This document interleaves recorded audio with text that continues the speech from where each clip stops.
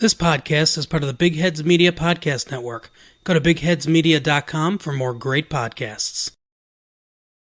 Hello and welcome to episode 51 of Cooking with Grief, the fortnightly floundering in the stormy seas of knowledge, where your captains are drunk, indifferent and unqualified. I am one of your captains, Chris, and although my hand is on the tiller, my mind is on a lukewarm sausage roll. And my co-captain, as ever, desperately bailing out buckets of water while I fantasise about baked goods, is Chris. How are you, Chris? I am well. Drowning in the sea of indifference, as we are. I quite like the nautical metaphor. If that isn't the tagline for 2020, I don't know what is. It's amazing that it can be both a pandemic and super boring. Yeah, you never thought the end of the world would be this dull. In all those sort of dystopian futures, people just be like, just refreshing Reddit, just like, I've seen everything. I've seen all the internet now. Well, that's like at the start of the pandemic. It was like, there was like sort of panic. We were all in it together, like the Prime Minister got it and we're all like, he's in intensive care. We're like, oh my God, it's like, you could die. I mean, at least in my lifetime, we've never had like a Prime Minister die in office. So, you end up with like all sorts of ramifications from that. Everything was shut down, like the streets were like literally empty. And then as time's gone on, it's just become a bit like, well, it's something we live with. And then like the idiots have got on board. So then they're just like, it just winds me up. People who are like, oh, with masks though, and you can't just go and chat to people in the shop. Don't do that anyway.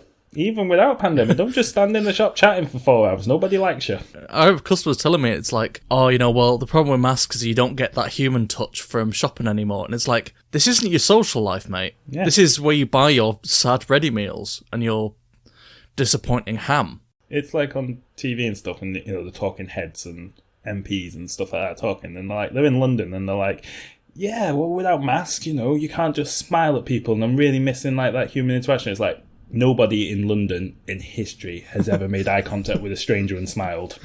That has never once happened. Yeah, it's like, if they do, they get exiled to Norfolk. Yeah, it's like, I miss all the chatting we used to do on the tube. Literally never happened. Like, stop making up this weird version of nostalgia just so you can moan about like the smallest like infringement of your like liberties ever asked of any generation. Yeah. The problem with these gas masks is you can't even wink at people. Yeah. Like, well, okay, get your flirt on in other ways. Yeah, that's it. It's like, and don't get me wrong, like all the people, when like jobs and stuff are affected, especially when like they're not being like compensated properly, like that's like a hardship I get, like needs to be addressed. But when people are just like, oh yeah, I can't stand in other people's personal space and spit on them, like as if that's like a sacrifice they've had to make. It's like, stop. Just stop. Yeah, that's it. In America it seems even worse, where it's like, a one-off check about 9 months ago or whatever it was, like to see you through the whole... And it's like, in the absence of clarity and leadership, obviously, bullshit is going to reign supreme. Yeah. Like it happened earlier this week, because like at my work we're not allowed to like refuse service to people who don't have masks. So I just do it in a passive aggressive way. So like just a sort of not wearing a mask. Anyway, so there's this woman doing the shopping, like super old, like shouldn't have been out anyway, like. And I sort of look at her and it's like, if you of all people can't wear a mask, like, what is going on? And she looked at me, and I sort of must have looked at her the wrong way, and she went, I've got a mask, and held up a hand in which she was holding a mask. And I'm like... It's not how they work. I mean, yeah, okay, your palm is protected. Yeah. Put it on your fucking face. I say, it's like, there are some people who genuinely, like, this, like, lockdown and everything really is like a nightmare for them, but for like all the people who's literally their biggest hardship is just being asked to wear a mask for like, not even for like that long, literally just when you're inside the shop. Yeah. Like, so like 10 minutes and then you can take it off again. It's like, is that big of a hardship? Yeah, but I mean, what you're forgetting is it's refuting their civil liberties, so yeah. Oh, we had that great thing. Sorry, I know we're getting off track here, but have you seen all the Magna Carta idiots going on around? They're saying they've they're trying, and a woman who owns a hairdressers that refused to shut has been fined now £17,000 for repeatedly refusing to shut.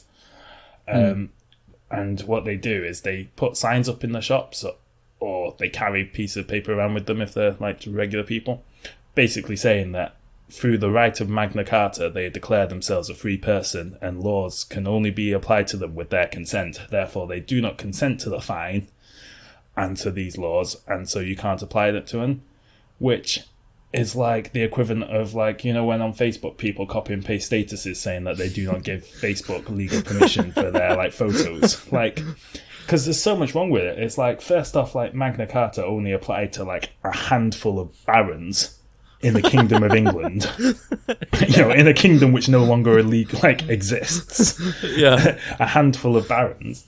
So like, unless you can trace your nobility, you know, like, I don't think.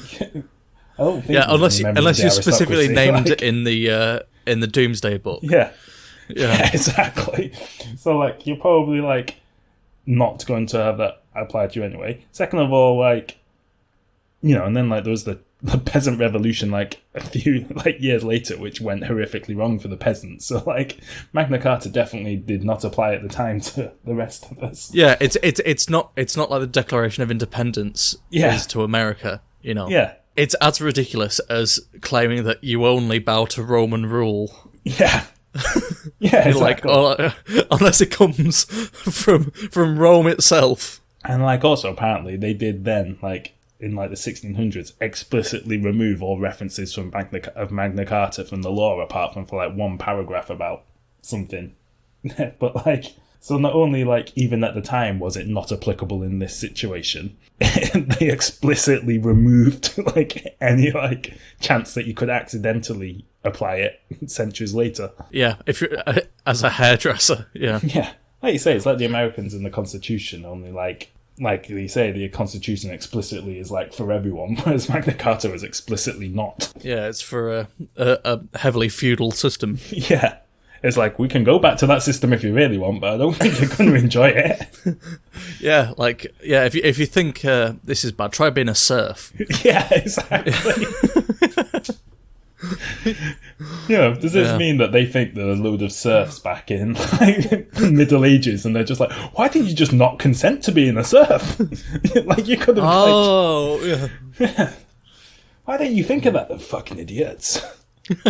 Yeah, because they'll send knights just said, round. I do not consent. And the king would have just been like, oh shit, this serf's got us now. Like, I do not consent to work in the fields, I only consent to being a king. And they're like, fuck, he's got us. He's got us, better kill him.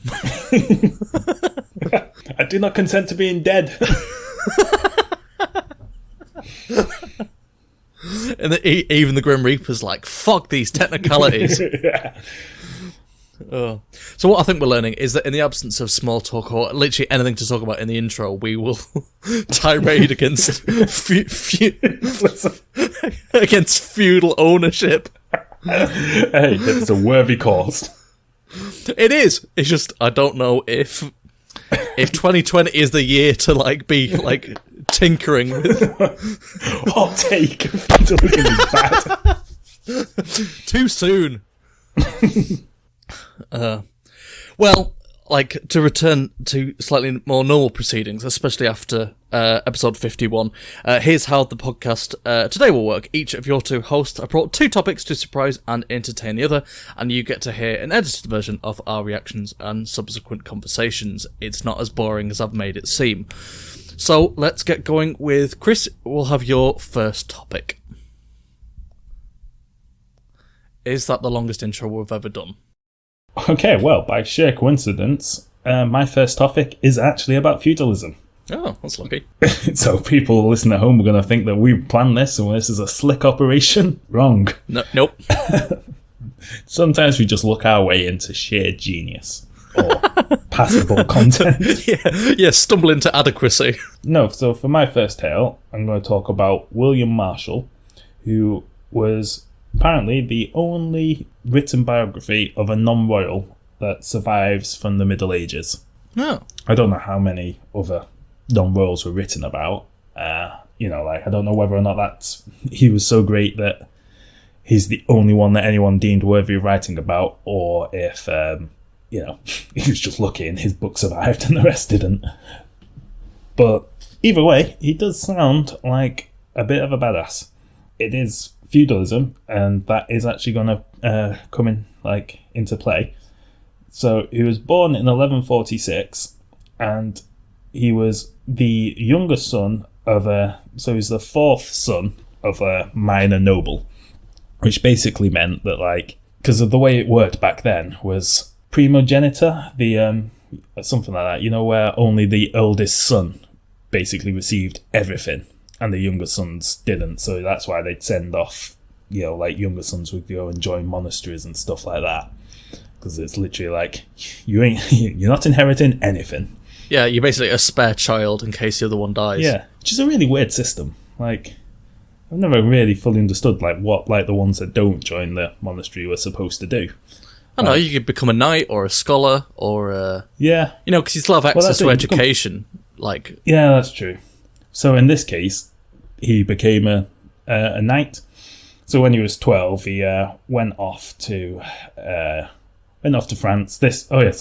We're in England. Start off in England, but then off we go to France, because this is back when France and England were A, always at war, and B, bits of France were owned by England and bits of England were owned by France, and they both decided they owned the entirety of the other and all that weird things.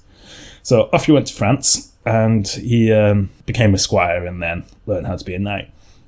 And apparently he was really quite good at it, and he ended up growing to be 6 foot tall, which in them days must have been genuinely giant. I don't know what the average height was, but I think about 3'8". So he was basically Yao Ming.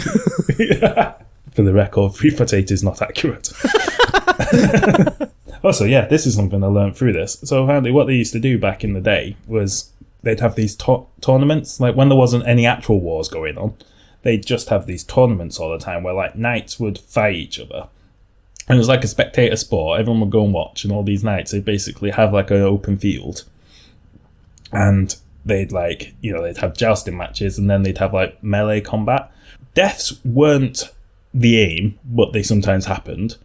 Probably with alarming frequency for what we'd consider acceptable.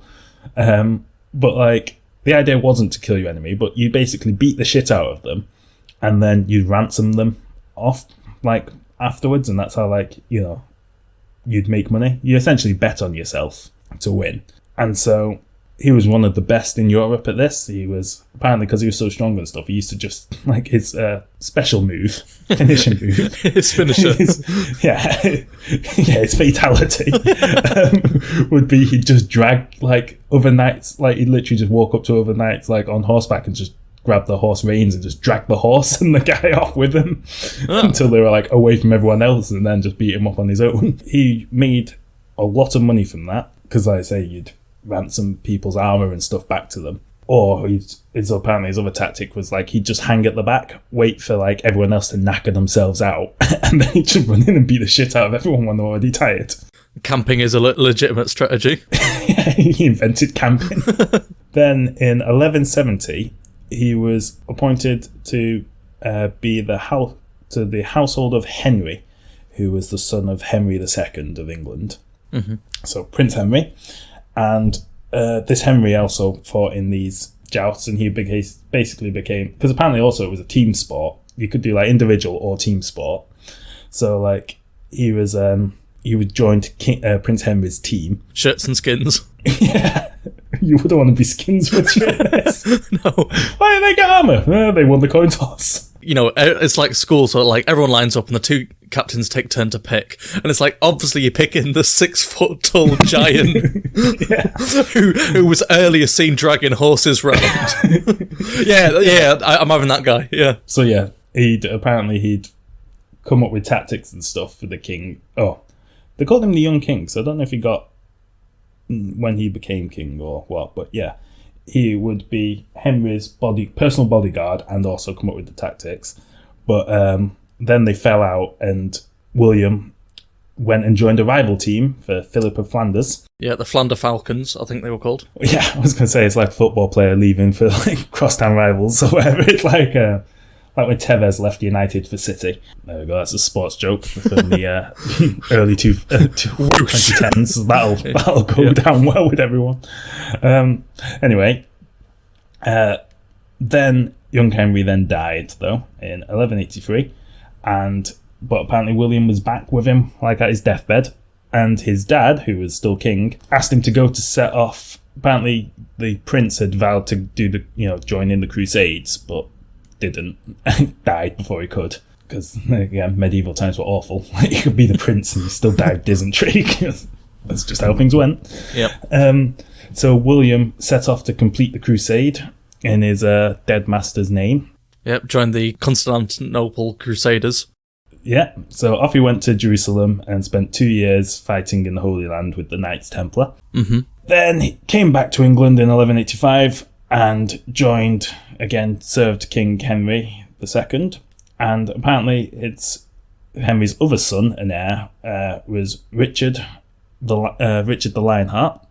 Mm-hmm. But I think at this stage he was just Richard still. The two had a falling out and Richard was in rebellion. So Henry got William to be his lead the forces against Prince Richard, and in return gave him a massive estate in England. So he's gone from fourth son to now owning his own estate. So he's already worked his way up basically through being good at beating the shit out of people. Yeah, boy done good. The Vinnie Jones of his day. In a chance encounter, William actually ended up coming face to face against Richard himself in 1189 in a skirmish. Apparently, to prove a point, he won the fight, and then to prove a point, because he didn't want to spill royal blood or whatever, he just killed, he won. The guy, Richard's on the floor and everything, his horse is just over there chilling. He just walked up to the horse and just, stabbed the horse instead. And just, could have killed you. Didn't, because I'm I'm an honourable lad. But yeah, it's just that sort of thing of being I could kill you, but to prove a point, I'm going to murder your horse. In front of you.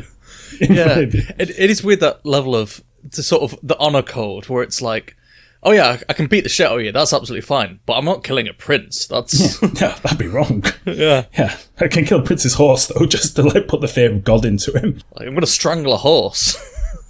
Just punches it out like Mongo. But then, it's it sounds daft, but then Henry II died not long afterwards, and which meant Richard became king because he was the eldest surviving son. And Richard obviously remembered the fact that the guy only killed his horse instead of him, and rewarded him by giving him a wife who was heiress to some massive estates all across England, Ireland, Normandy, and Wales. And so, yeah, he'd gone from having a small, so starts off fourth son, no chance of owning any land. Then he becomes owns a small estate, so he's doing all right, and now he's got something to pass on to his kids and everything. To one of the richest men in Europe, and owning land across international portfolio, yeah. Yeah. And then when Richard the Lionheart, who famously, he's one of those kings that he's one of the few kings that random people could name. And it was oh yeah, great English king Richard the Lionheart. He spent apparently a month in England, and then he fucked off and he couldn't even speak English. He spoke French. And he's yes, the great English king Richard the Lionheart. Yeah. So when he fucked off to go fight in the Crusades, William was appointed to the Council of Regency and left to govern the country.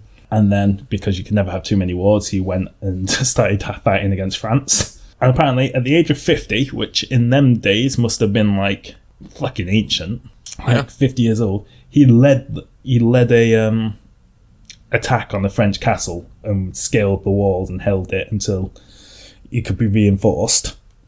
And the warden of the castle challenged him to single combat, and again, William being an absolute fucking giant, apparently killed him with one hit.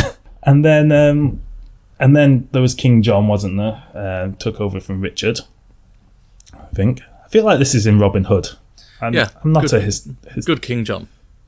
Yeah, I don't. A King John. Was he good? I think he was called Good King John, wasn't he? Yeah, I have no idea. I know.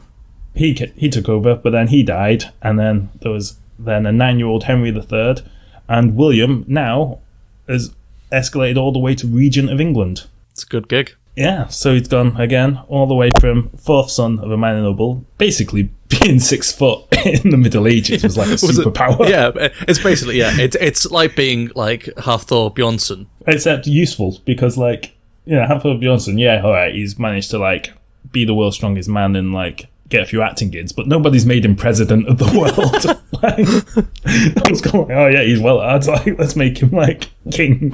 Whereas in these days, he's basically just beaten the shit out of everyone who's come near him all the way until they're like, you know what? The king's a bit young to be in charge. You, giant man. He's just bullied his way to the top. Yeah. Yeah. And at age 70, he still was still like fighting, and led the King's army in the Battle of Lincoln against the invading French force. And he was the first one into town to, like, he was literally the first one to, to scale the walls or whatever and get into Lincoln. And then he captured the nobles and set the ransom demands, just like, apparently in the same way they used to in the tournaments and stuff. And then in at the age of 70? At the age of 70. So it's just this giant old man. He's twice as tall as everyone and twice as old. Just kicking everyone's ass. He apparently claimed to have captured more than 500 knights in his career. And apparently his last words were, "I cannot defend myself from death." He died in his bed, in 1219, age 72. I'm surprised he didn't punch Death's white horse. Yeah. He's still alive now. Like, Death's just too scared to go near him. Beats Death in single combat, and then to prove a point, kills his horse. So that is William. It's funny as well. He's called William Marshal, but then also I've seen him called William The Marshal, which I don't know whether his last name actually was Marshall or like, he got the nickname The. Like, it's not just William Marshall. People are like, no, he needs like a definite article in that name because he's so badass. So it's like William The Marshal. If it was a noun rather than a proper noun, then it'd be like William the Bloody Massive or William the Surprisingly Violent Pensioner.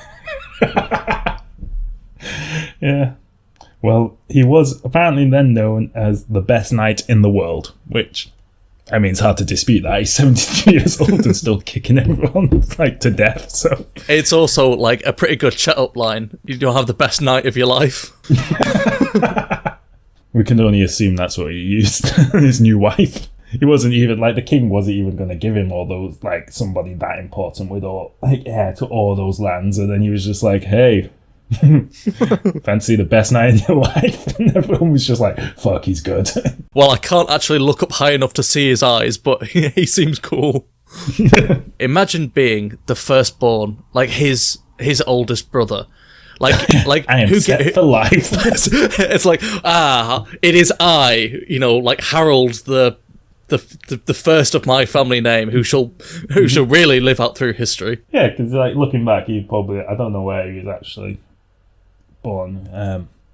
Well, I can check, but it's not really relevant to this. But like he probably just got like a small castle somewhere in England. Yeah, he would have been like a thane or something. Yeah, and it was like a baron, a minor baron.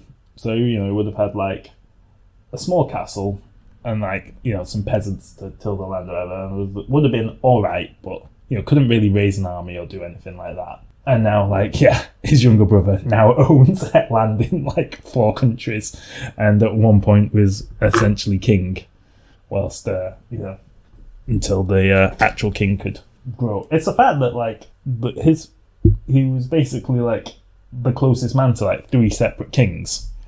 Yeah. 2 of which at least fought against each other. And they're both like, no, this is still the guy I want by my side. You're going to remember the giant who, nearly, wiped out your army, which happened to be on the other side. Okay, first point of business, hire that fucking guy. Hire the fucking mountain. So, you said at the beginning, he's the only non-royal to have a biography written about him. There comes a certain point where if you're that closely associated, not just with one king, but 3, then you're basically in the royal circle, aren't you? Yeah. That's what I mean. I don't know, I mean, I'm not a historian, No. I know, right? Yeah, I'm not a historian, so I don't know how much we know about, like, or where we know about other non-worlds. Because obviously we must know the names of other non-worlds, like, especially considering he's not like a peasant. He was, he was still a baron, or son of a baron. Like, he was still noble. So I'm guessing most of the time, though, they were just written about in other people's stories. Yeah, yeah. Like, it would have otherwise been a footnote, yeah. Yeah, he might have come up in the biography of King Henry and so on. Yeah. But you got to be on the cover. Yeah. I mean, I don't know if it's like sort of in Ye Olde Waterstones, like the sort of front cover, like him in a sort of Michelangelo pose, one leg cocked, shirtless. William Marshal, my story. Yeah. And so, with that tale of the world's greatest knight over to you, Chris, to hopefully take us out of the feudal age. I'm going to attempt a tenuous segue. So, from knights chopping off arms, I'll ask you, what would you give an arm and a leg for? Oh, nice segue there. I know, it was subtle, wasn't it? Yeah. Do you mean literally? Literally. Literally, I think I would only give my arm and a leg for a superior robotic version of an arm and a leg. Yeah. I'm quite fond of my limbs. Like, there's not much I'd give, like, exchange them for unless it was like an upgrade. Yeah, so you wouldn't swap it for just I don't know, like a really good sandwich, which you could eat one-handed. No, and to be fair, all the best sandwiches are two-handed anyway. So, are they? I don't know if I agree with that. Oh, a nice Reuben you could eat with one hand. Anyway, that is not my topic. Is not about sandwiches.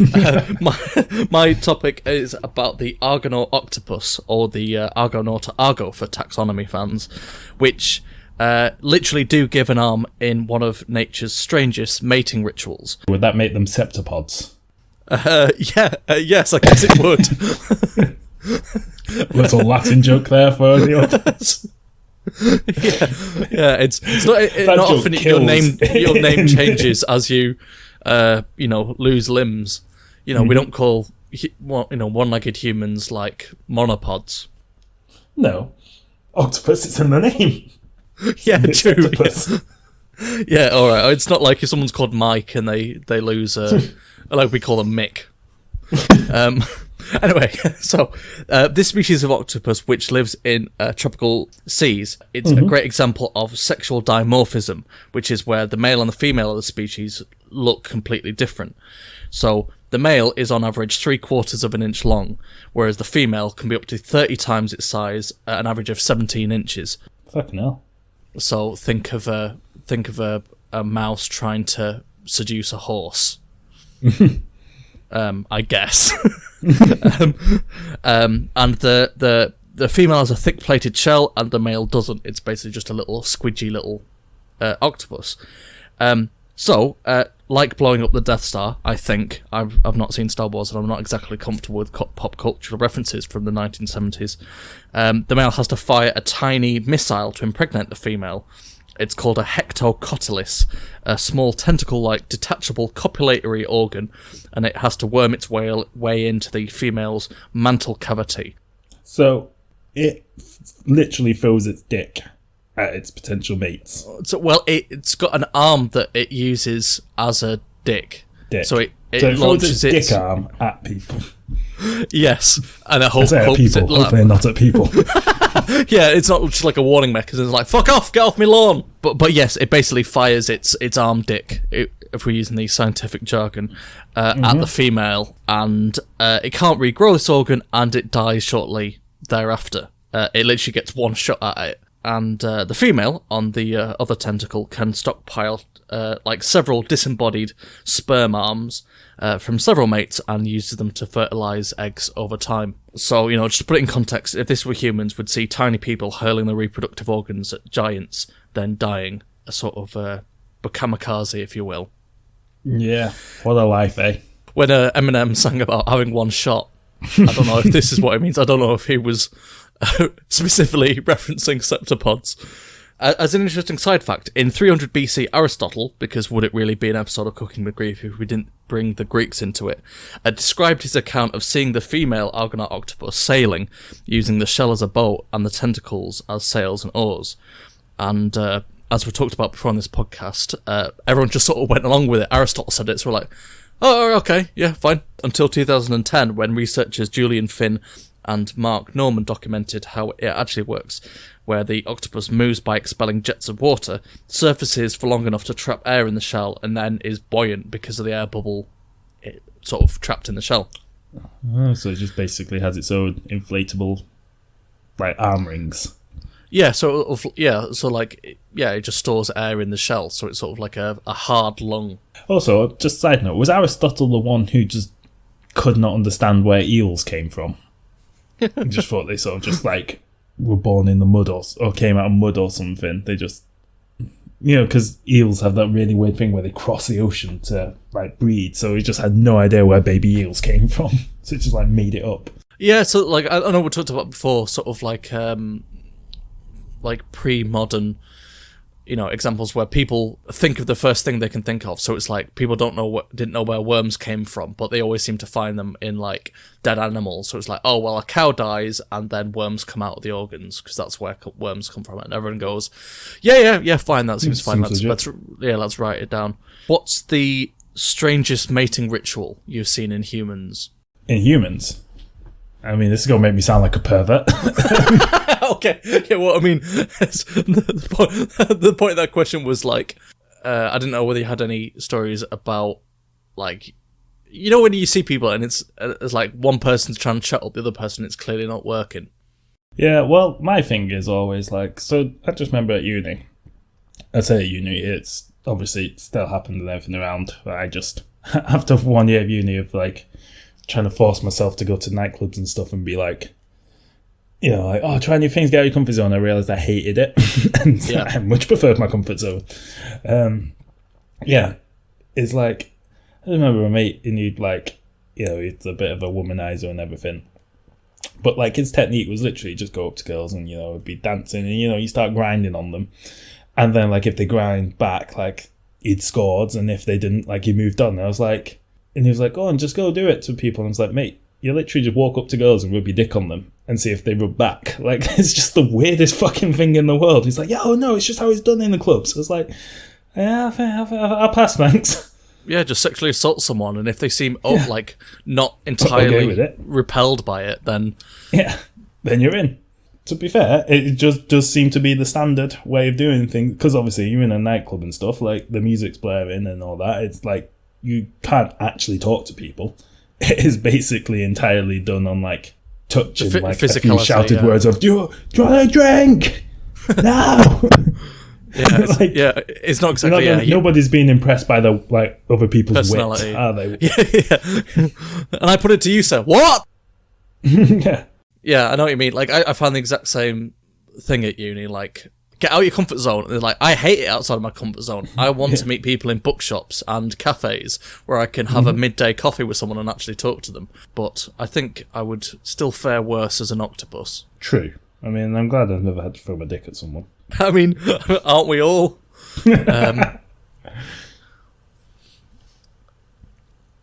Seems to have taken you back. Yeah. I guess we can't really go anywhere from there. No. Good grief, answering the difficult questions. or not answering them, as a case may be. How do you think you get on if the object of your affections was 30 times bigger than you? Oh, it'd just be weird. 30 times is a lot. Yeah, so let's say you're 6 feet tall. So, 180 foot. basically trying to shag the Angel of the North. I don't think it would go well at all. No, do you think you could charm a giant? Rolls over, you're squashed. Yeah. So, I mean, just getting images now. Like someone just trying to hit grind on the Angel of the North. Yeah, you like that? Yeah. Going to a restaurant would be a pain. Trying to find a table that would seat both a 180 foot tall person and a 6 foot person. The portion sizes would be all out of whack. You'd be like, oh, can I have the 6 foot version of the meal? You'd go for a restaurant. Like, imagine the bill. Like, imagine how many courses an 180-foot tall person would go through. If you're going to Yo Sushi, then you'll have maybe 5 or 6 plates, and they're fucking racking up 1,000 plates. Yeah. Yeah, you're right. I don't see it working. No, I think I'm going to avoid hitting on 180-foot tall women. If it's all the same to you. It is literally all the same to me. On the whole thing of, like, you know, because I think you started off by saying about the example of sexual dimorphism and all that. Mm-hmm. It's like, it's weird, like, because obviously as, like, humans, we're used to, like, and I think quite a lot of mammals, the male's bigger. Mm-hmm. And then, like, the female is a little bit small, but usually not drastically so. But, like, in a lot of the animal kingdom, the male literally only exists to provide sperm and die. Mm-hmm. Like, and that's it. There's, like, some other fish as well where it's, like, the male is literally this tiny little, like, looks like a tadpole, and, like, the female's like a proper fish, you know, fish-sized fish. And, like... a proper fish. Maybe not. She's a proper fish, if you know what I mean. A proper fish-sized fish. I don't know the exact scale, but, like, one you'd look at and be like, that's a tadpole, and the other one you'd look at and be like, that's a fish. That's a proper fish if I've ever seen proper one. Fish. I think the male literally just fuses to the female, and then, like... Yeah. deposits its, like, sperm that way and then dies. And it's like, yeah, and there's, like, all those insects where, like, the male is this tiny little thing which has to, like, basically fight the much bigger female to, like, mate, and they do, but, like, unsuccessfully. Like, basically they're gonna die either way, and they just have to hope that they have sex before they die. And it's like, that's all any of us want, I think. Yeah. I mean, you look at, you know, like a praying mantis, where it's like, it's in the contract, like, you shag and then it fuses in a way that it can't break free, and then the female turns its head 180 degrees and eats the male. Yeah, so maybe going for coffee isn't the worst fate in the world. Not that anyone was accusing going for coffee as the worst thing in the world. The worst fate in the world, yeah. So yeah, so let's count ourselves lucky that we're roughly the same size as other mammals. No, not other mammals. Other females, I think. Yes. That's the one. I was going to say other mammals would mean we're roughly the same size as everything from, like, mice to bears. Mice to blue whales. Like, yeah. Would you rather date a mouse or a blue whale? Blue whale. I got mouse. I think I got more in common. Yeah, that's true, actually. But I feel like whale, you could, like, sit on it and then it could, like, ride it to, like, other countries. Fuck you, COVID, I'm going international anyway. No baggage allowance for me. Yeah, that's true. It's a bit wet. True, what a review. Both the country and the animal. Yeah, true. Yeah. How was your date last night? Yeah, it was a blue whale. Bit wet. It's a whale, mate. Good singer, though. Anything else? Any other singers about blue whales? Got in your back pocket? Don't get me started on the blowhole, if you know what I mean. Oh. I'm sorry, I cheapened it. And on that perverted note, I will throw it back over to you for your second topic. Start with a question, which I think might be the first one of today, which is ref. Oh, no, you asked me about arm and a leg. Yeah. Take it all back. Start again. Let me start with a question. Have you ever done a prank call? No. Have you ever received a prank call? No, but I don't think they're particularly funny, because it's just like, it's such a. I mean, I know it sounds obvious, like it's such a waste of time. Yeah, I know that's the idea, that you're wasting their time. Yeah, you're right. It's funny. I feel like this is something that might need to be explained to younger, like, if we have any younger listeners. But, you know, like, does anyone even do prank calls anymore? Like, nobody rings anybody these days. Like, a prank WhatsApp message wouldn't even have the same effect, would it? Because that's the things, it comes up who's phoning you. So yeah, it just don't work. You know, in the big catalogue of things that people find funny, I don't like. My brother always used to prank call my gran. He used to always ring, like, because he was a, like, dutiful grandson and everything. He would always ring my gran, you know, to see how she's doing and stuff. But he'd always ring up and just put on, like, daft accents and pretend to be someone else. And she used to just be like, she'd hear the voice and she'd just be like, "Oh, shut up," and hang up until he rang back. She'd be like, "Shut up, Rick. Put it down." Now that we've shat all over the idea of prank calls. Yeah, tell us about a really funny one. Yeah, well, this one is better than any other one. I'd say probably the best done on this planet. In fact, you could argue that this one is out of this world. Yes. So, let's go back to the 1960s, and we're in the height of the Cold War and the height of the space race. We're in 1968, so at this stage, Russia and America are both, somewhat successful space programs. The moon's the goal, but at this stage, nobody's stepped foot on the moon, and obviously, the Russians have basically, for almost every, stage, the Russians, were ahead of the Americans. The Russians had the first man in space, the first woman in space, the first orbit, first satellite, the Russians were ahead. But, the Americans had caught up, and at this point, everything's neck and neck now with the moon race. And they're both trying to be the first to step foot on the moon. So this was the Zond 5. I don't know the Russian pronunciation, but this was a Soviet mission, which was the first spaceship to travel to the moon and circle it and come back. So they wanted to do it as a manned mission, but things weren't exactly safe. There had been a few explosions, so its payload was a couple of tortoises and some fruit flies and plants, just to sort of see what would happen to them and whether or not they'd get irradiated and stuff like that, to see what changes. There must have been a meeting about what animals to send up. Why a tortoise? If there was any animal, less... that you could, that would be visibly less perturbed by zero gravity. Yeah. Let me tell you the reason, though. The reason is brilliant. Oh, okay. Scientists chose tortoises since they were easy to tightly secure. You can tie a belt round them over the shell. So, all the reasons you're listing, perfectly valid, and they're like, yes, but we can strap down the tortoise. Yeah, whereas if you, tie a monkey to a rocket, it's going to freak out.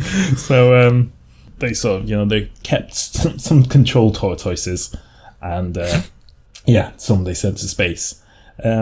Also, just this isn't the point of the story, but apparently they came back and there were biological changes in the tortoises, and then they realised that was just because they hadn't eaten for 4 days whilst they were sent around the moon, and oh yeah, that'll change. It's they've lost weight, and they're like, did we feed them? No. Oh, that'll be it. The amount of thinking that's gone into that, and at no point did they think, oh, fuck, we haven't fed our pets. But anyway, so it was a successful mission, and it flew round the moon and came back. But anyway, on to the prank call. So obviously this was the height of the Cold War. The Americans have finally, caught up with the Russians and Soviets, and it was neck and neck at this stage, and the Americans genuinely were, and as we know, able to get the first man on the moon. And then once that happened, the Russians never even bothered attempting it. So there's a lot riding on this because it's so expensive and everything. And the thing with this is why moon conspiracy theories don't make a lot of sense. It's very hard to hide what's happening on the moon because all the data and stuff gets sent back can be intercepted. When people say, oh, Americans never landed on the moon. The Russians would have been able to disprove it. And in this case, all this data is being sent back by radio waves, and, it's all hitting, the entirety of the Earth. So, the Americans were listening in on what was happening as well.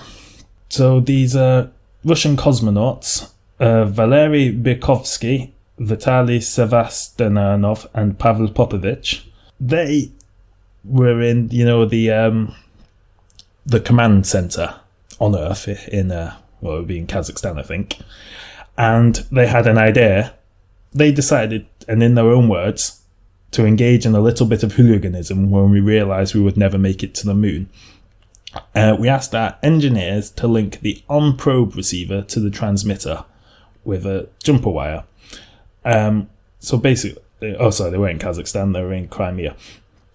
Not that it matters, all Soviet Union by then. But anyway, so what happened was you got the command center who are in control of this Crimea, controlling the probe as it goes round the moon.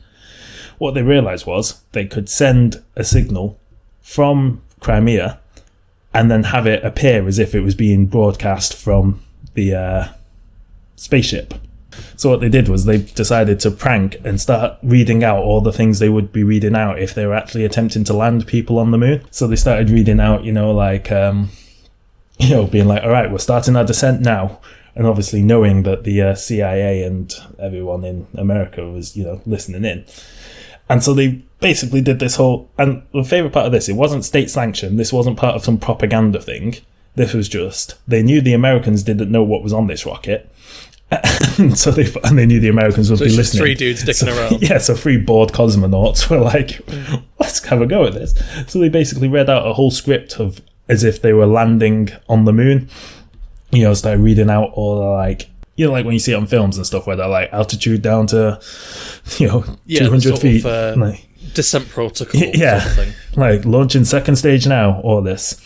And they're literally like saying stuff like the flight is proceeding according to normal. We're approaching the circle. And they actually got on the Nixon actually got... President Nixon at the time even was notified of all this going on, like the Russians have landed on the moon, all of that.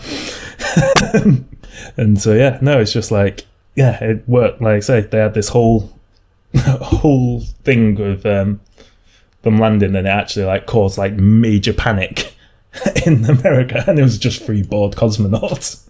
Like, how far did they take it? So it's like, did they like also simulate like, stepping out onto the moon, and it's like, what is this? What is it? It's eating me! Aliens! Oh my god! And then got the transmission.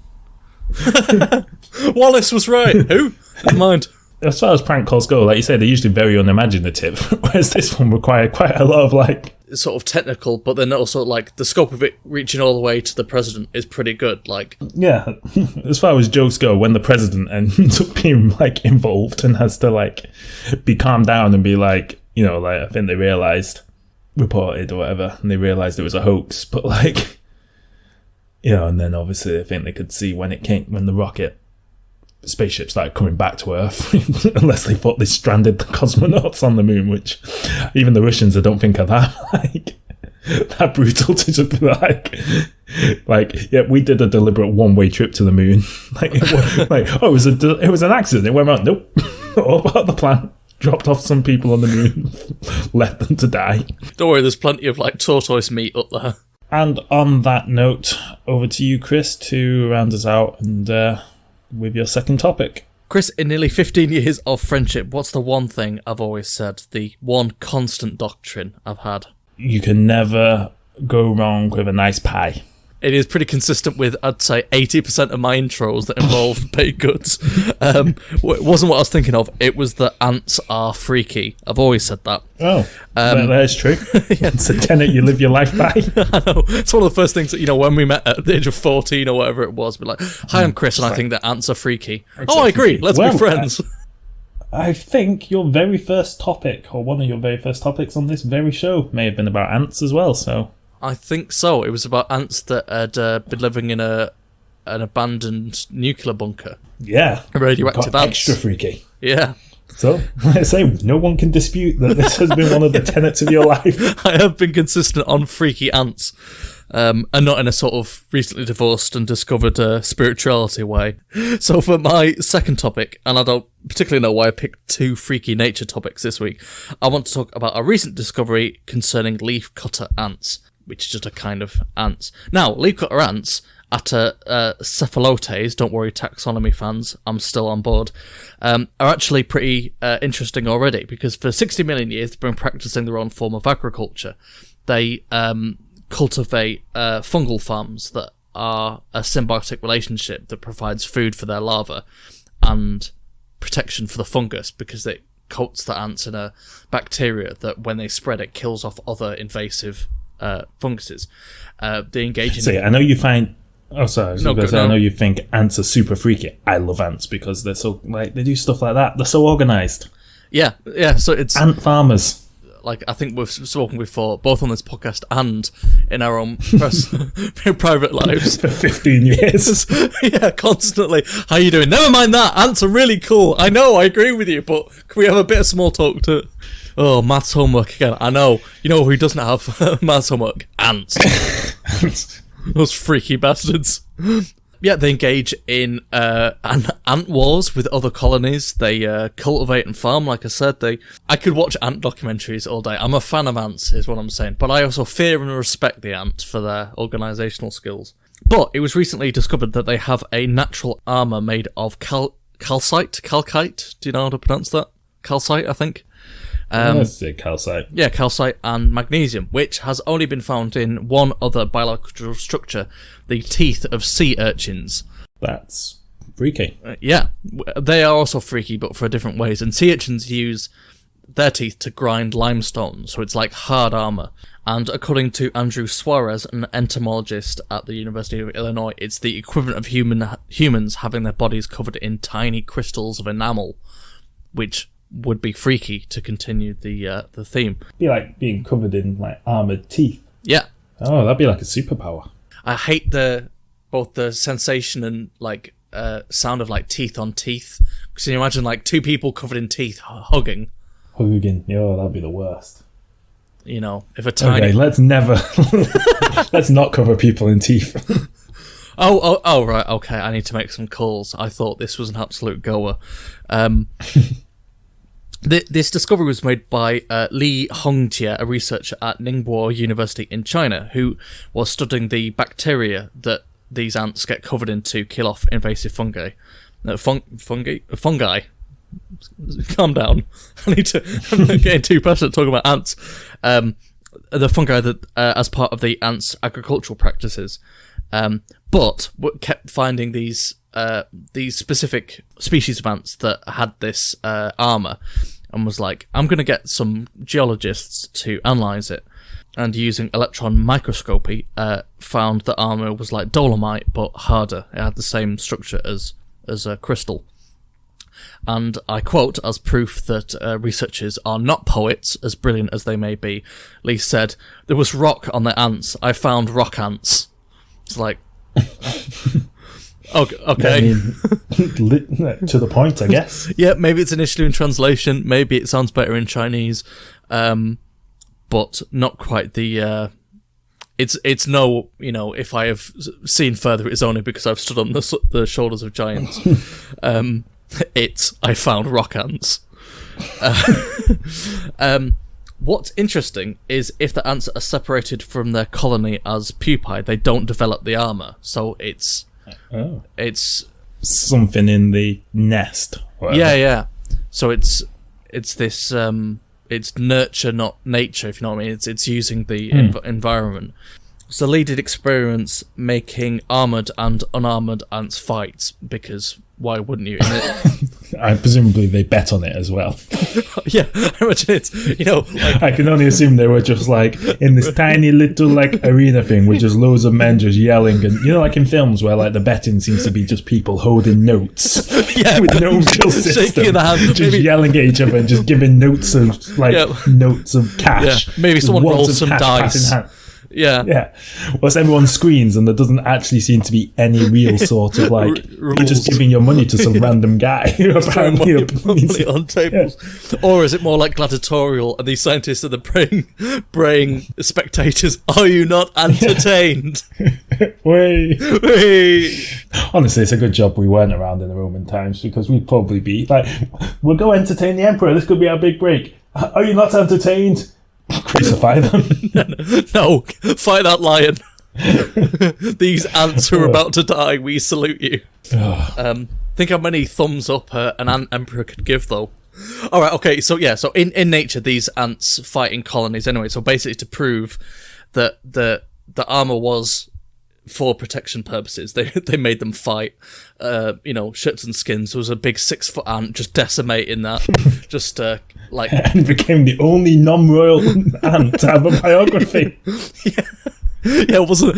He was the fourth son of a minor prince, and related to the king. But the theme of this episode is feudalism. And not only did the armoured ants win the fight, that sounds obvious, but they had to prove that it's armour and not anything else. Tactics. Yeah, it wasn't just bling. But it also made them more resistant to pathogens because they introduced them to, that the spores that like turns ants into like zombies. Yeah, another super freaky thing. Yeah, so there's like spores that like once it gets into ants, then it takes over the bodies, makes them climb trees, and then like this spore grows out of the head and then devours the ant from the inside. Just great. Yeah, but you know what's really freaky about the ants? Here we go back to cool freaky ant stuff. Yeah. When ants discover that one of their, I don't know what you call it. Colony, yeah, one of their compatriots or whatever, comrades, has been infected, they like pick it up and take it as far away from the colony as they can and dump it so that when it does have its whole head exploding mushroom thing, it doesn't infect the rest of the colony. Yeah. So going back to the pandemic talk, we really managed to bring this full circle. Everyone complaining about wearing masks and stuff. Just imagine if, like, instead of being treated with coronavirus, if anyone noticed you had it, they just dragged you out to the nearest like bit of countryside and just dumped you to die. Yeah, it's basically sort of ant banishment. Banishment. Oh, fucking hell. Yeah, I'm getting crucified, aren't I? Yep. Exile. Ants. No, moving on. Yeah, and the interesting thing about this armour, once they'd sort of proved that it was in fact armour, is that it expands as the ants grow. So it's not just like, it's not them just like covering themselves in it, like it actually grows out of their exoskeleton. And although we know arthropods like crabs and lobsters do this, this is the first ever example of a fully like terrestrial insect to do it, which is, and the interesting thing, like this is a species that's been studied a lot, and they found this out like last week. You'd think somebody would have noticed. Yeah, or like, and I know it's not all ants, but you know, hashtag not all ants. But you know, if they can discover this about a species that's relatively well studied, and given there are probably 99% of other species that haven't been studied as well, it does make me wonder what there is left to discover. I mean, the fact that we know more about space than we do about what lives in our oceans, I don't know if that's actually true, but I swear that's a fact that I've heard. Yeah. There's got to be some, I don't know how, there's got to be some freaky shit left to discover. So my friend listened to the podcast where I think you were talking about how they gave cuttlefish 3D glasses to... Oh, yeah. And I think my point at the time was it's like, the running joke of like, scientists will do anything to get a grant. But I just remember the picture of this cuttlefish with 3D glasses down. It's just like, it looked ridiculous. They built it. They had to like glue it to the face because they kept falling off because they don't have noses. So like, there's nothing to hold. It's just like, bloody hell. It was a ridiculous concept, even if the science was good.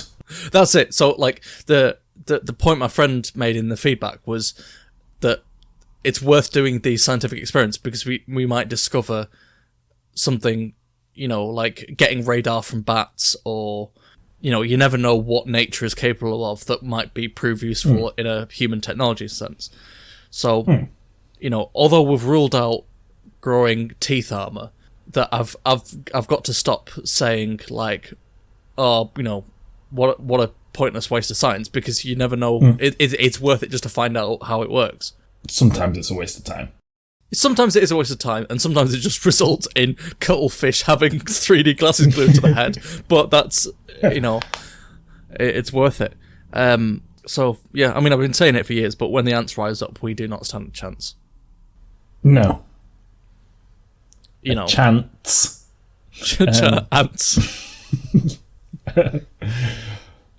Yeah, but because they're going to listen to this podcast and know that we both respect and fear the ants, like, I feel like...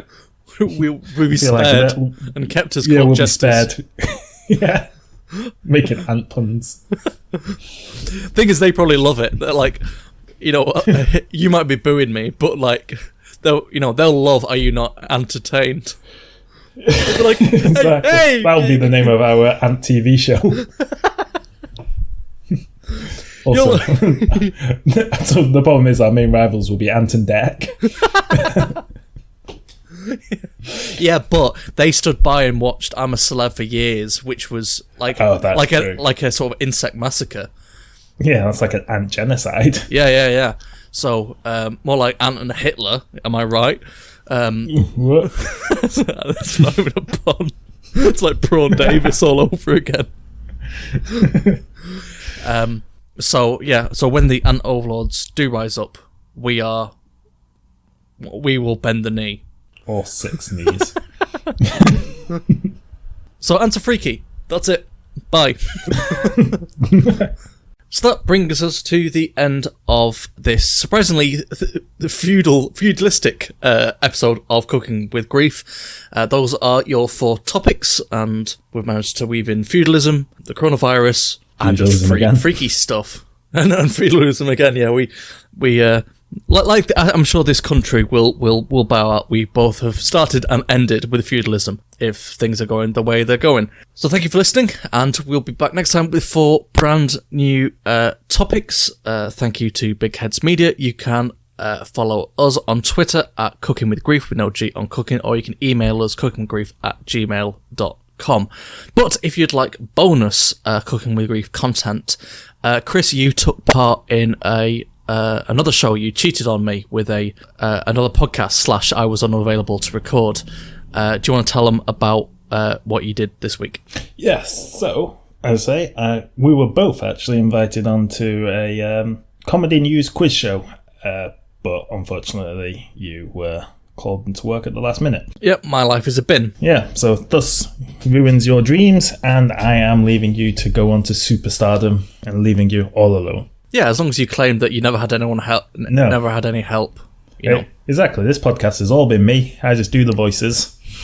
Yep. It's actually just been me the entire time, just doing different voices. It's a great skill. I mean, the remarkable thing is when we talk over each other and you're literally doing 2 voices at once. It's incredible. It's a skill. I mean, the only man to get famous off an audio-only ventriloquism act. It's incredible. But yeah. Anyway, I was on Matt Harvey. His weird news quiz as part of his Melbourne Fringe show, along with John Gracie and Beck Hill, so other more successful comedians. And yeah, no, so it was a lot of fun, and you can find it if you go on YouTube and just search for Matt Harvey or Melbourne Fringe Weird News Quiz 71. So yeah, that does mean that I was in the 70. He'd got down 3, at this point, 210 other guests before he thought, you know what, Chris, I'm going to ask you. But no, like I say, it's a lot of fun. It's on our Twitter as well. And it's also, like I say, you can find Matt on Twitter as well at Matt Harvey Stuff. Or yeah, you can participate in the Melbourne Digital Fringe as well. And I think if you look on there, you'll be able to find it and give Matt money. Yeah. So yeah, please enjoy it as much as I enjoyed being on it. Yeah, go check it out. So, until next time at least. Thank you for listening, and be well. Yeah, be excellent to each other, to quote Bill and Ted. Yeah, be profoundly kind. Yeah. In all that you do. To basically rephrase what you just said in a slightly different way. And longer, less efficient manner. Yeah, to poorly rephrase what you said, but... Bye!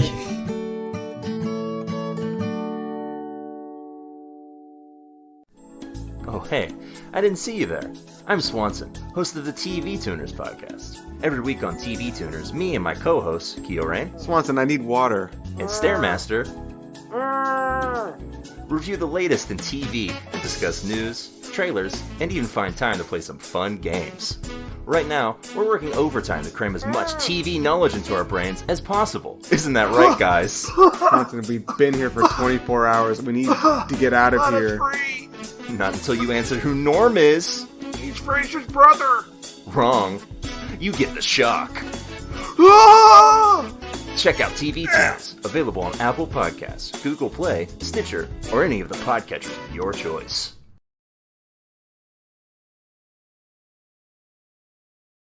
Seriously, ventriloquism on an audio-only thing, like talking over each other, it's not easy. No. You deserve all the fame you'll inevitably get. Indeed. I say to myself.